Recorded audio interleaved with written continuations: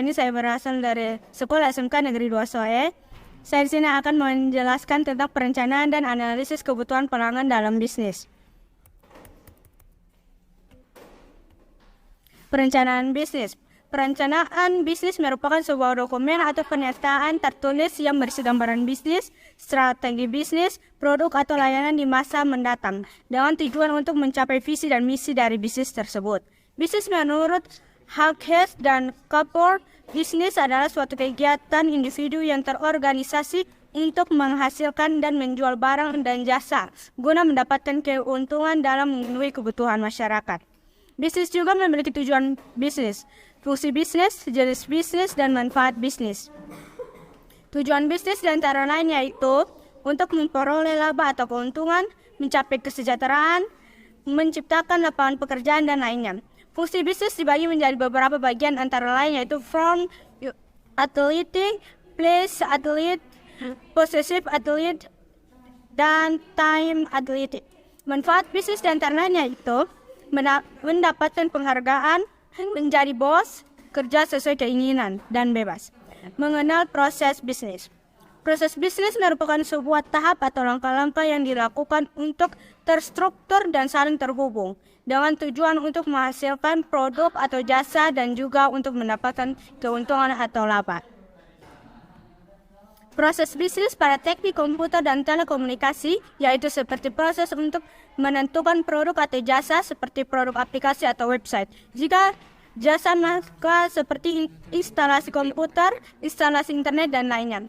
3. Mengenal perencanaan bisnis. Perencanaan bisnis merupakan sebuah dokumen atau pernyataan tertulis yang berisi gambaran bisnis, strategi bisnis, produk atau layanan yang di masa mendatang, dengan tujuan untuk mencapai visi dan misi dari bisnis tersebut. Rencana bisnis biasanya sudah disiapkan dan merupakan langkah pertama bagi perusahaan startup. Namun biasanya ini bersifat jangka pendek. Rencana bisnis juga berisi mengenai rencana dan detail anggaran yang menentukan bagaimana bisnis tersebut dapat terwujud sesuai tujuan, visi dan misi yang ditetapkan. Perencanaan bisnis memberikan pengaruh yang sangat penting karena dengan merencanakan bisnis dapat membantu pengusaha menganalisa bisnis yang akan dikembangkan, seperti menganalisa konsep bisnis, market bisnis, hal-hal lain yang memiliki kemungkinan pada bisnis. 4. Manfaat dan tujuan perencanaan bisnis. Manfaat perencanaan bisnis antara lain yaitu dapat menyiapkan konsep bisnis yang terdiri dari struktur, produk, layanan bisnis tersebut, sehingga dengan merencanakan bisnis dapat membuat bisnis kita semakin baik. Dapat menganalisa pasar, maksudnya ialah menganalisa apa yang dibutuhkan masyarakat atau pelanggan pada saat ini. Dengan perencanaan bisnis kita dapat menyiapkan modal atau mendapatkan investasi sesuai dengan kebutuhan keuangan dari bisnis tersebut. Tujuan perencanaan bisnis antara lain yaitu menetapkan fokus pada bisnis, dapat memanfaatkan peluang potensial dan meminimalkan risiko, mendapatkan pendanaan modal. Yang kelima, komponen perencanaan bisnis. Komponen perencanaan bisnis merupakan bagian dari keseluruhan yang membentuk sistem atau kesatuan di dalam perencanaan bisnis yang disiapkan. Ringkasan bisnis plan, deskripsi bisnis, deskripsi produk atau layanan, pernyataan misi, kepemimpinan, analisis pasar, analisis SWOT atau kekuatan, kelemahan, peluang, kekuatan, rencana pemasaran, proyeksi keuangan, analisis arus kas, staffing, operasi. B. Analisa kebutuhan pelanggan, teknik komputer dan telekomunikasi. Yang pertama, mengenal pelanggan atau konsumen. Pelanggan merupakan seorang individu atau kelompok yang menjadi pembeli sebuah produk yang telah dibuat dan dipasarkan atau dijual oleh perusahaan, dan biasanya pelanggan tidak hanya membeli satu kali namun berkali-kali. Yang kedua, sedangkan konsumen ialah setiap orang yang memakai barang atau jasa yang ada pada masyarakat ataupun lingkungan sekitar, baik untuk kepentingan pribadi, sanak keluarga, ataupun orang lain. Selain itu, pendapat sebuah distributor dan produsen. Rasanya ada yang kurang jika tidak kita mengenal istilah-istilah tersebut. Distributor merupakan konsumen yang membeli produk yang bertujuan untuk dijual kembali. Hal ini juga biasanya disebut dengan pengecer. Selain itu, terdapat produsen.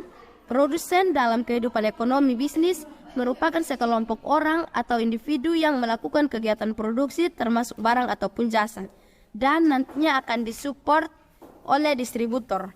Yang kedua, mengenal analisa kebutuhan pelanggan. Analisa merupakan kegiatan untuk mengamati sesuatu untuk mendapatkan sebuah hasil yang penting atau dengan tujuan untuk memecahkan suatu permasalahan. Lalu bagaimana dengan analisa bisnis atau analisa kebutuhan pelanggan? Analisa kebutuhan pelanggan merupakan hal yang sangat penting dalam bisnis.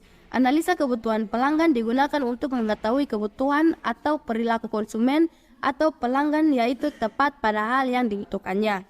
Konsumen merupakan pendukung penting dalam bisnis. Oleh karena itu, kita harus dapat menjalin hubungan yang baik dengan konsumen supaya bisnis kita dapat berjalan dengan baik dan dapat bersaing dengan pembisnis lainnya. Analisa kebutuhan pelanggan diharapkan dapat mengetahui kebutuhan konsumen atau pelanggan, dan kita sebagai pembisnis dapat mengambil langkah yang tepat dalam memenuhi kebutuhan konsumen, seperti memproduksi sesuatu yang saat ini dibutuhkan oleh konsumen ataupun market. Yang ketiga, pentingnya melakukan analisa kebutuhan pelanggan. Berikut ini alasan kenapa melakukan analisa kebutuhan pelanggan itu penting, supaya dapat mengetahui kebutuhan konsumen dan agar bisnis kita dapat berjalan dengan baik dan mampu bersaing. Dengan melakukan analisa kebutuhan pelanggan, pelaku bisnis dapat menentukan ataupun menciptakan produk maupun jasa yang sesuai. Jika produk atau jasa yang kita siapkan sudah sesuai dengan kebutuhan konsumen, maka konsumen pun memberikan minat yang besar kepada kita.